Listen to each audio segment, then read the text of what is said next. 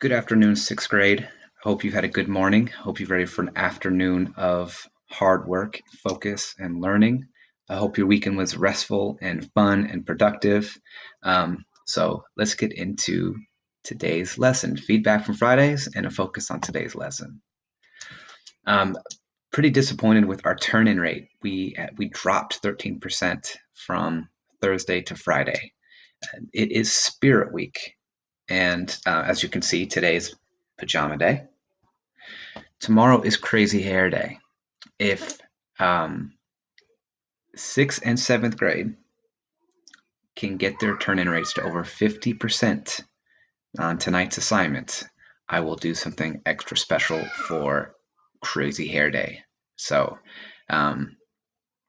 there's your challenge. And I promise you, it will be crazy. I wanted to spotlight a few different students from Friday's assignment. Remember, Friday's assignment, you were assigned five jurors.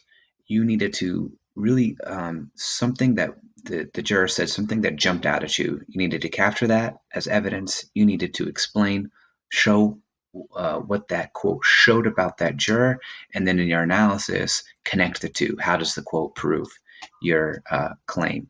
Or your inference. So this was one of Mirage's inference. This was his inference for juror 3. He picked up his inference on juror 3 is that he is confident. The quote that jumped out to him, juror 3 said, "Really? I've sat on juries. It always amazes me the way these lawyers can talk and talk and talk, even when the case is as obvious this one. I mean, did you ever hear so much talking?" Let's see how juror how does that prove he's confident? Mirage says the third juror is confident that this case is obvious and there's no need for a jury or long talks. Notice, scholars, how Mirage, he worked in the word confident. That was his inference, right? So he worked that word into his analysis. That's a really good practice to do because the job of your analysis is to make sure that you're connecting your evidence to your claim. And so use that keyword from your claim. In this case, it was confident. Use that keyword in your analysis so you can make sure that you're bringing the two together. Another student, Jada, a lot of us had trouble with juror 8. And I purposely threw juror 8 in there because he's the star of the play. He's just not given us much yet. And so what Jada picked up on so far was she says this guy seems undecided. There wasn't even a good line to use. So Jada wasn't able to use a line, but she did use the stage direction, which was the 12th juror said, "What'd you think of the trial?" The 8th juror doesn't answer. He just was looking out the window. So awesome job, Jada, getting creative. And you don't have to use a quote. I just said use evidence, stage directions that describe what the character is doing is great evidence. So way to think, Jada. And let's see how she tied the two. How does him gazing out the window show that he's undecided?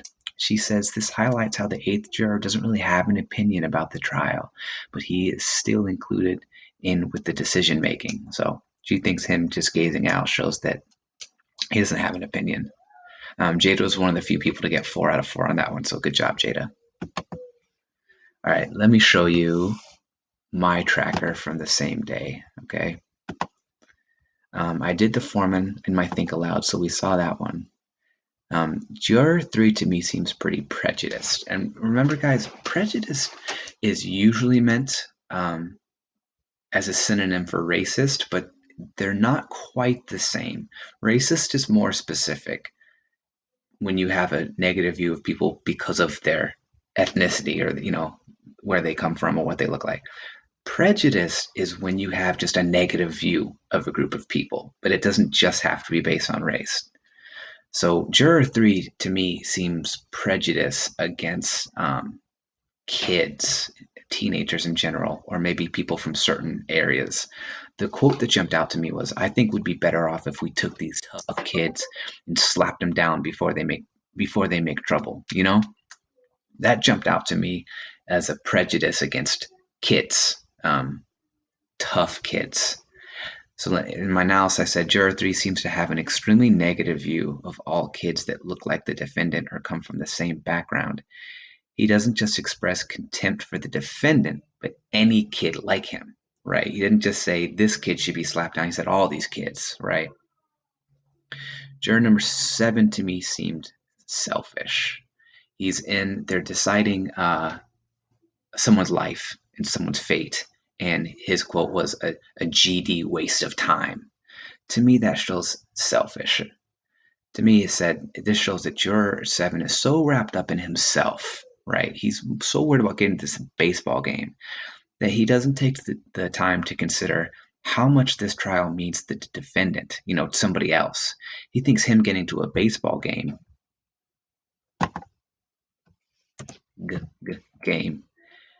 on time is more important. I want to use my example of juror 7 as a push for you guys. My feedback for you today is to really think deeply. A lot of people took juror number 7 and him being like pushy or wanting to leave. That showed that he is impatient. That's too easy, right? Him complaining like, let's get out of here, I got somewhere to go. That shows he's impatient. That's too easy, guys. You need to think deeper than that. If in this case, if someone is in a rush to get to a baseball game when they're supposed to be deciding someone's life, yeah, that could show they're impatient. But on a deeper level, if that's where their mind's at, that shows something deeper than just being patient. That shows genuine selfishness or a genuine lack of caring about the situation. That shows that he's apathetic. That shows that he's selfish. Go deeper. Whenever someone says something that jumps out to you, get into our thinking job of motivation. What's driving the character to say this or think this? No, don't go for the obvious answer. Go deeper, guys. Okay. I took that juror 8 so far. He seems aloof. Aloof means that you're just kind of going through the motions, not really caring, right? Because he didn't. It also means you can be kind of arrogant, like you don't care about other people. You're just kind of off to yourself. And so that's where juror 8 seems to me so far. Is he's not trying to talk to other people. He's not trying to share his thinking. He's just kind of looking out the window. That's aloof. And juror 10 to me seems condescending. When he said maybe we can get him elected senator, that was a condescending remark. This shows that he looks down on the defendant. Condescending means to look down on somebody or look down on people. To me, that remark shows that he really looks down on the defendant by joking around about carefully considering the evidence. He even jokes about the possibility of the defendant ever being someone important or productive, like a senator. So him making that joke shows how much he looks down on the defendant in this whole process of being asked to think deeply and carefully about the defendant. Today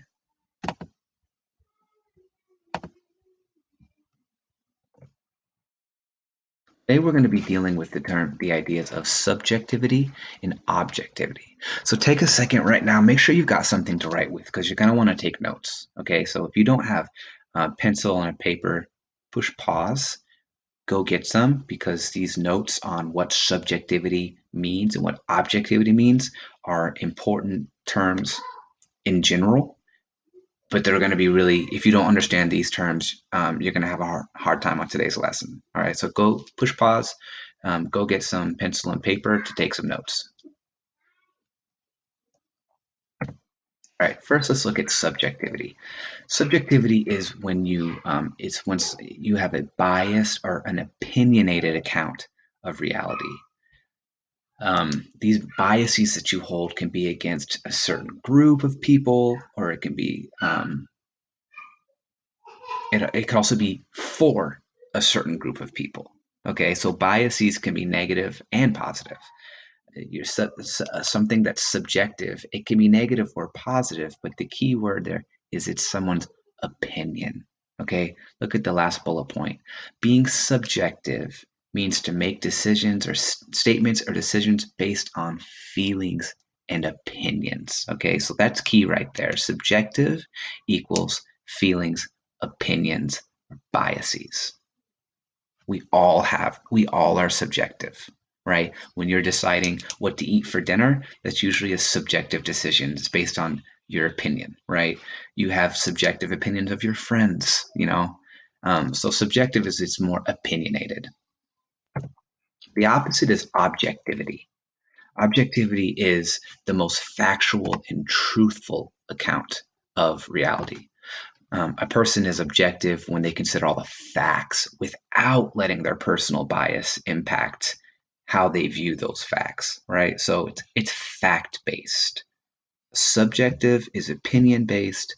Objective is fact-based.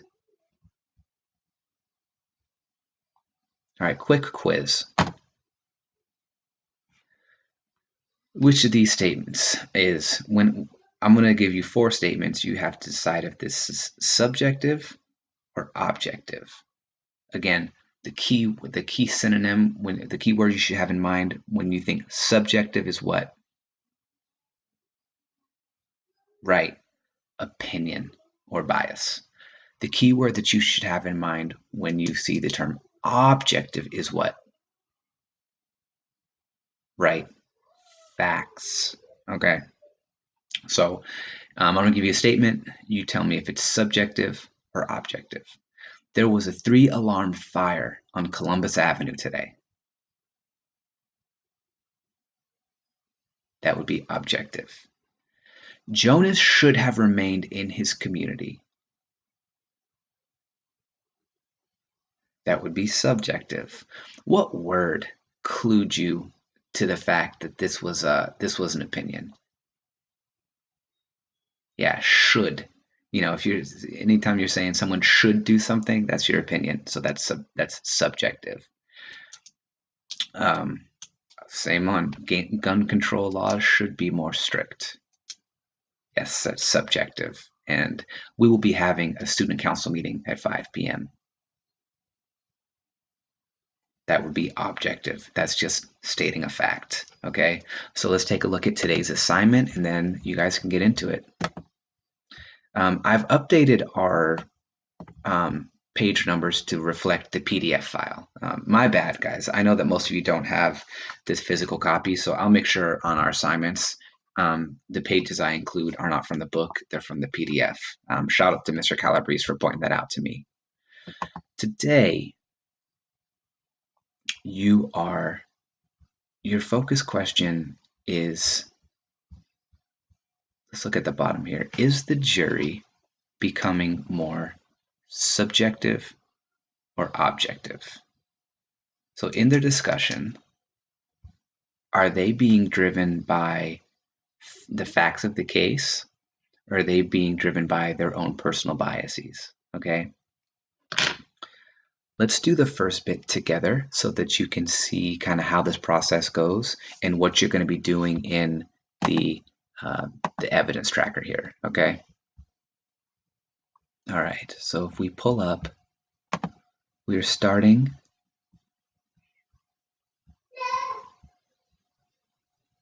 let me get to 6th grade, my bad.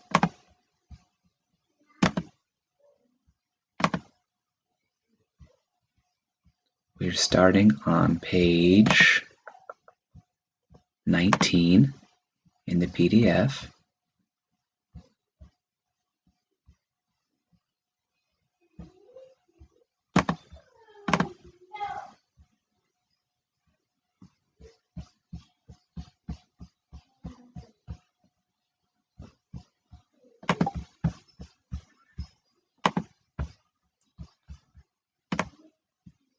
Okay, right here where the foreman says, we like to get started. Okay, so as I read, I'm looking for statements that show somebody being factual or somebody being biased. And then I'm going to jot down the statement, who said it, what page number. All right, here we go. Foreman to the 9th juror. We like to get started. The 9th juror enters from the washroom. I'm sorry. The 9th juror crosses and takes a seat. 7th juror. Milwaukee. Foreman. All right, now you gentlemen can handle this any way you want. Any way you want to. I mean, I'm not going to have any rules. If we want to discuss first and then vote, that's one way. Or we can vote right now to see how we stand. He pauses and looks around. Well, that's all I have to say. Fourth juror. I think it's customary to take a preliminary vote. Seventh juror. Yeah, let's vote. Who knows? Maybe we can all go home. Foreman. It's up to you. Let's just remember we've got a first-degree murder charge here. If we vote guilty, we send the accused to the electric chair. That's mandatory. Fourth juror. I think we all know that. Third juror. Come on, let's vote. 10th juror. Yeah, let's see who's where. Foreman. Anybody doesn't want to vote? He looks around. The others are silent. All right, this has got to be 12-0 vote. Either way, that's the law. Okay, are we ready? All those voting guilty, raise your hands. 7 or 8 hands go up immediately. Several others go up more slowly. Everyone looks around the table as the foreman rises and begins to count hands. The 9th juror's hand goes up now, and all hands are raised except the 8th juror's. 9, 10, 11. That's 11 for guilty. Okay, not guilty. The 8th juror slowly raises his hand. 1. Right. Okay. 11-1 guilty. Now we know where we are. He resumes his seat. Boy, oh, 10th juror. Boy, oh boy, there's always one. 7th juror after a pause. So what do we do now? 8th juror. Well, I guess we talk. 10th juror. Boy, oh boy. 3rd juror, leaning over to the 8th juror. Well, look, do you really think he's innocent? 8th juror. I don't know. 3rd juror. I mean, let's be reasonable. You sat there in court and heard the same things we did. The man's a dangerous killer. You could see it. 8th juror. The man? He's 16 years old. 3rd juror. Well, that's old enough. He knifed his own father 4 inches into the chest. I'm going to pause there, guys, because something jumped out to me. Did any lines on this page jump out to you as particularly objective or subjective?